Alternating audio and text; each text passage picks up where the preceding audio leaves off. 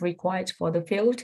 And then with all of that, you go to the master program. So you will have a better direction of yourself, what you need to learn from the program and what kind of thing that you want to gain from the program. The other way is not, it's not bad too. It is good too, because like if you don't have any experience or any skill in the field, you jump in the master program with a very fresh mind. You have open mind to absorb everything. People say like when you like an empty bucket, you can absorb more knowledge and skill and different perspective than you already have, something in yourself. So for me, like both way have both pros and cons. It really depends on your own situations, which one is better for you, which one is more suitable for you.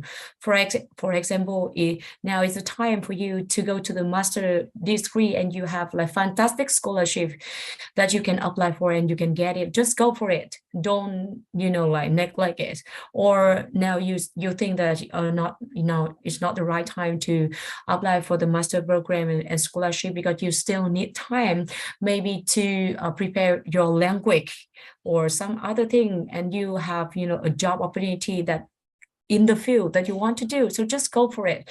So I think there's no like good answer for everything. It's very situation it's very situated on your personal situations. That makes a lot of sense. Let's do two last questions. So one of the questions in the chat is, I guess, related to recommended scholarship programs that they can apply for. So maybe you guys could give people just like some of the major scholarships that you're aware of, maybe ones that you personally applied for, so that people can maybe keep a list or note of those types of scholarships. Maybe I can answer this question. Specifically for candidates from Southeast Asia, I think there are a bunch of government scholarship. For example, Fulbright Scholarship in the US, Chimney Scholarship in the UK, Erasmus Mundus Scholarship, like the one I'm doing right now in Europe.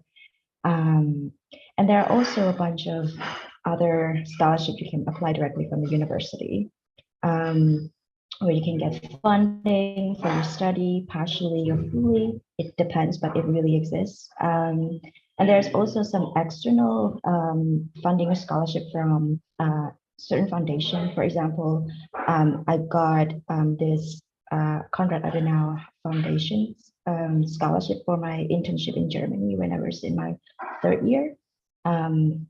Yeah, so all of those are the options that you can look for.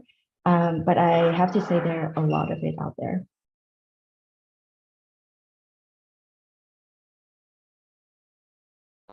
I agree. There's a lot. Like for example, in Vietnamese have like the VAF scholarship too. So that's one they call it for Vietnamese people too. Many years ago they have like Ford Foundation scholarship, and now I'm not really sure whether it's still funded for a Vietnamese scholar anymore. But also like Fogarty NIS Fogarty fellowship is it's really depend, but you can do the search online about the Fogarty fellowship. So it's mostly like for example at Emory University where I accomplished my master program, they still have that fellowship too. So, for those who are working on HIV field too, or like if you want to go to Australia, they have government scholarship for Australia's government scholarship too, that funded for Vietnamese applicant too. Or as Soching says, like go to the university website. There's a lot, like every university have their own scholarship funding or fellowship funding, things like that. So yeah, just go and do a lot of checks to see which one is suitable for you. Yeah, I can add some points on the scholarship provided by Australian government. The name of it is Research Training Program. every university have I think 10% of the amount can for international applicants to apply, but it really depends on the university. So there's some tricks here. Maybe you can like apply to some not that popular university, so they have more amount than say for international applicants. So, and I think in only one thing. Sorry. Go ahead. Go ahead. We can add on. Yeah, I because like when you apply for a university scholarship, just go and check all of the criteria and also all of the thing that they cover, because it's very different. You know, like comparing between a university is very different. For example, like La Trobe University, they have scholarship, but they only cover for stipends and also like the tuition fee. But I know other Australian university, for example, University of Melbourne or University of New South Wales, there's not only cover for stipend and the tuition fee, but also for the health insurance too. Remember that when you go to another country to study, you need to have health insurance in order to get the visa. So like, for example, in my case, I have to pay for the health insurance by myself, which is not, you know, like small amount at all. But other university like University of Melbourne and University of New South Wales, I know that they cover for health insurance too, which is like a large amount of money. Yeah, go ahead. Sorry. I was just going to say, I think that that's a good point too, about not necessarily just applying to the famous universities or to the most popular ones. You can do that, but oftentimes, of course, that's more competitive. And also then you're going to be competing with more people for funding. And there may be places, especially in, say, parts, because the United States, for example, is so big that there are lots of parts of the United States that people don't really, who are here, like it's not their first choice to live there. But so the university is then actually potentially trying to attract people, you know, who have your skills and background and stuff like that. And so it's kind of a trade-off then that like, okay, well, you're not going to be living in Los Angeles, or you're not going to be living in New York City. Maybe you're going to be living in Nebraska, but they might pay you a lot of money to live there and study. I mean, relative to what the cost of living is and everything, and it might actually be a pretty good deal for you. So that's just something to think about, is like there are hundreds of universities, and, you know, try to really like do an extensive search. Yeah, I just wanted to add something really quickly, which is that I think one of the things and one of the questions that we really didn't get to, but I think really we covered in different parts, is just this aspect about, you know, like that there are these professors in Southeast Asia who have strong connections to US universities and US collaborators. And so if you are connected to those professors, then there are probably going to be opportunities for you to study abroad, to go through, especially if you're in, say, public health, for instance. But certainly, you know, their collaborators might be interested in taking you on as a master's or as a PhD student in particular. So there might be, you know, like less competitive or traditional, like sort of less widely known routes to securing funding for a PhD in particular. And I would say one of the things, you know, is to really get to know people in Southeast Asia, really to know the professors that are active and that have these types of research programs that you can get involved in either as an undergraduate or, you know, as a recent graduate, and using that as an opportunity to widen out your network. So I'm just going to quickly name some universities that are like just kind of like pretty well known in the global mental health field. And I also just want to quickly note one thing, which is sometimes people that sometimes undergraduates that I've worked with in Vietnam specifically have this misunderstanding that if they do a master's or a PhD in psychology in the US, that they can continue to do research in Vietnam. And that's not true at all, because almost all psychology research in the US is conducted in the US in the university setting. So, you know, if you really want to really make it a point to continue working in Southeast Asia, then you really need to diversify a little bit in terms of your thinking. It's not to say that it's impossible. Certain professors, again, do work in Southeast Asia, but it's very rare, particularly in the US. I think Europe maybe is a little bit different. But so just to be mindful of that perspective. So in the US, at least, the programs or universities that I know of that are pretty like strong in global mental health is, for instance, Vanderbilt, Hopkins University, John Hopkins University, University of Washington, Columbia, and let's see, and Harvard, and what other programs, and UNC Chapel Hill as well. And I would also say, you know, maybe Emory is developing a little bit of its mental health program. It was really starting up when I was there. There weren't as many people, but I think they're trying to get more people. And then I think what other universities would be strong that you could think about? I think in the UK, King's College London is particularly good. In the Australia, you know, I think one of the major ones that I could think of is the Center for Global Mental Health at the University of Melbourne. That really specializes in a lot of this. But then you also have a lot of professors, maybe like, you know, the entire university, or like there isn't a huge global mental health center, but there are these professors that are really good and do a lot of work in global mental health that you could do a little bit of research about. So I think with that, I mean, I wonder if you guys have any last advice or thoughts to the attendees, and then also whether you would be willing to give your contact information to them so that they can reach out to you afterwards.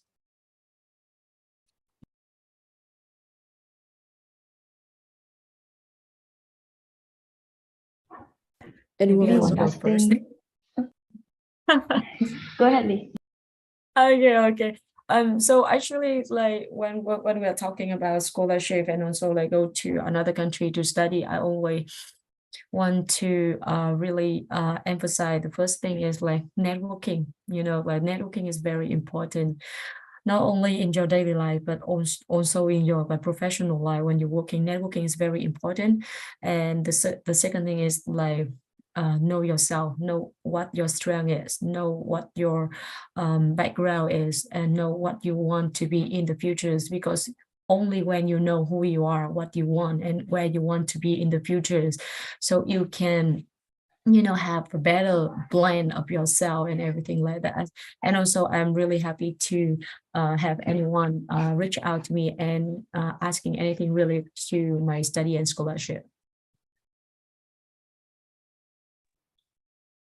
Yeah, same to Lee. I think when we look at transitioning back to school or maybe continuing our school life, think of it beyond just school life, because you're going to spend at least 1 year, maybe 2 years, even more, in a new country, where I totally agree with Lee that you need to find your own network in there, or immersing yourself in a new society, adjusting your life into the new country. And all of those things are, to me, is a very important experience beyond just our academic pursuit. And yeah, and also have fun at the same time. Yeah, and also I am open to also share my contact or answer any further questions you may have. Yeah, thank you. Yeah, I want to jump in here. I think only thing I would say is that, you know, if you're considering applying for graduate school, is that I hope you can have confidence in yourself and really build a good support system around you. I think that's part of the reason we're building this community, right? We're here to, you know, show you that it's entirely possible for you to do graduate education wherever you want. And that really, you know, the person that has to root for yourself the most is yourself, right? And if you're, you know, at this conference, you're really trying to learn, that really shows that you are really determined to do this field of work. And yeah, I just want everybody to, you know, remain confident in what they're passionate in, and I'm sure that will translate in many ways into like a good graduate application and hopefully good graduate studies as well. And yeah, I'd be more than happy to drop my email and have people contact me just about grad school applications. Yeah, I'll also add a few words. Maybe I will summarize in 3 questions. Like the first one is to understand who you are. So in the application the process, maybe you keep thinking and keep reflecting who you are in your life history, and also what you learned and why you want to do this decision. And the second is what you have, like what resources you have, what is the network you have, you can ask for them, and what's the knowledge or to understand your surrounding, your environment. And then the third question will be to know what you want, what you really want. After understanding yourself and understanding your environments, your resources, you will find the answers of, is applying grad school really achieve what you want, or is there any way that they can also achieve what you want to get or want to attain in your life? So I think keep questioning yourself about these 3 questions will be fruitful for your experience, no matter what the outcome will be. Yeah, I think these are all great advice, and what we'll do is we'll circulate sort of the email addresses of the panelists to folks, and they can feel free to reach out. I think one last advice I just want to give is really kind of not you like I feel that sometimes, you know, people do things because they feel it's the natural progression of what they need to do. So like, let's say, you know, you finish a bachelor's, you feel like it's the natural thing is to do a master's. After you finish the master's, the natural thing to do is a PhD. After the PhD, the natural thing to do is to be a professor. And I feel like, you know, you really do need to ask yourself, and that's part of knowing yourself, is really what at the end of the day, what is it that you want to accomplish? Because, you know, the reality of it is that, you know, every job is just a platform for you to do what you want to do. And, you know, if you wanted to, you know, actually make money, you know, like academia is not the best route for you. And, you know, so like you really need to be asking yourself, well, what is it that I want to accomplish? What is it that I'm really orienting towards and that I want out of my life? And to really interrogate yourself in that question. And then it will change throughout the course of your graduate career and throughout your life. And I would say, you know, like, you know, I mean, the process of coming to terms with those changes can be sort of like coming to terms with the end of a marriage. But, you know, it's, but, you know, you will kind of, you know, but part of it is, you know, growing and embracing that change. And yeah, and it is very natural through graduate school. So thank you so much for one last thing go that ahead. people, please remember to document everything that you did. I mean, like, if you don't write out everything that you did, every task that you have done, you will forget.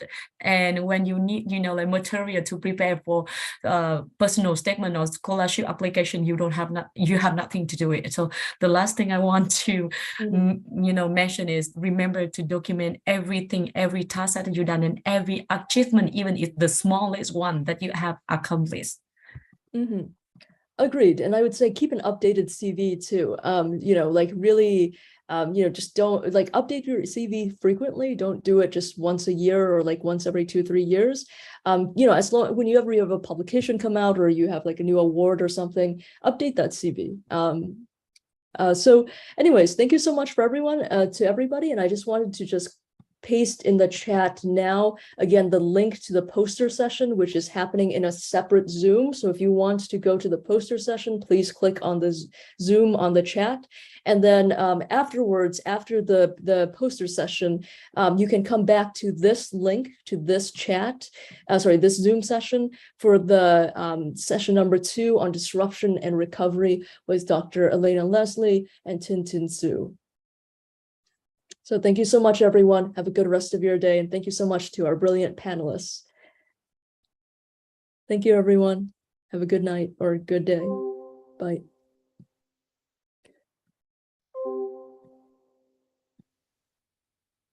Yep. Thank you to everyone. Please do click on that chat in the chat box if you want to go to the Zoom session, the poster session. There are over 15 and 20 presentations, all very exciting. Thank you so much, everyone.